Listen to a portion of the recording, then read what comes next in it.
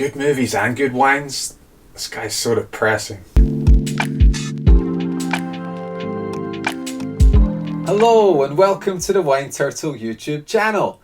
My name's Jamie and I'll be your host as we taste and review popular wines from around the world and explore the grapes and the winemaking techniques that make them special. So today I have a wine with me that I've been meaning to drink for ages. It is the 2020 Francis Coppola Claret, or Cabernet Sauvignon, as it's more commonly known these days.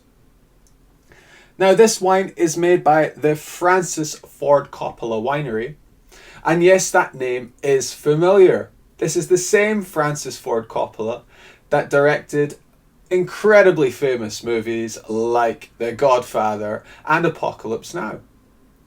They've actually been making wines since 1979, which is the very year that Apocalypse Now was released.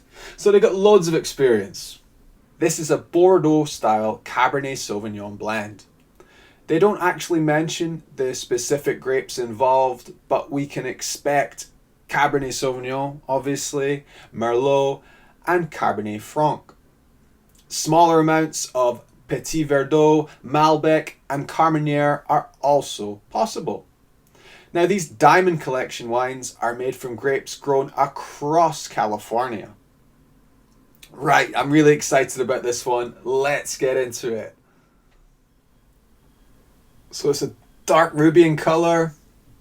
Appears to be pretty full-bodied, really slow-moving tears just coating the walls of that glass.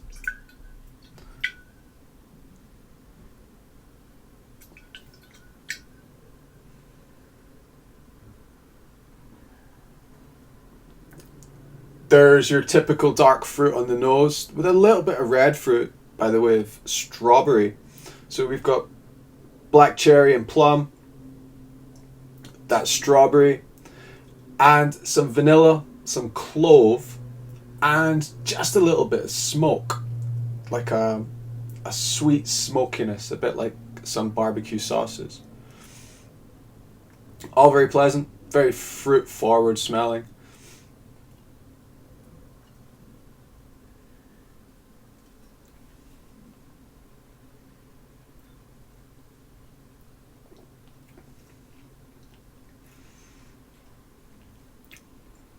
Very consistent, the fruit coming through there. A little bit more red fruit than Cabernet Sauvignons I've had recently. That strawberry is quite a big flavour here, alongside some stewed plum and some blackberry. The finish, still going, is really wonderful.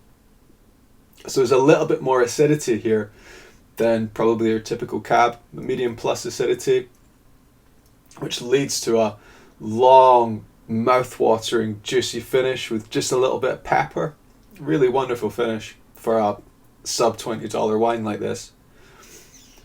The tannins, really finely grained, quite gentle. I mean, they're there. It's a medium tannin wine, but yeah, a really nice harmony with the acidity. It's a great balance here. With a little bit of an alcohol punch, you certainly notice it. It's on the nose, it's on the palate, but it's okay. Like, the wine's in great balance. There's some real juicy fruit there, great acidity. It just works. It's a really nicely balanced wine, this. The finish just goes on and on and on. I mean, this costs around about $14 if you can catch it at Costco, otherwise approaching 20. And you don't often get such a nice, persistent and long finish for a wine of this price. So yeah, really impressed. Well, I really enjoyed this wine. While it's got Cabernet Sauvignon on the label, it's a Bordeaux blend. American wine labeling laws dictate that 75% of the stated grape must be in the wine. So we're looking at around 75% of Cabernet Sauvignon. And being a Bordeaux blend, Merlot, Carmenere, possibly some other small amounts of grapes.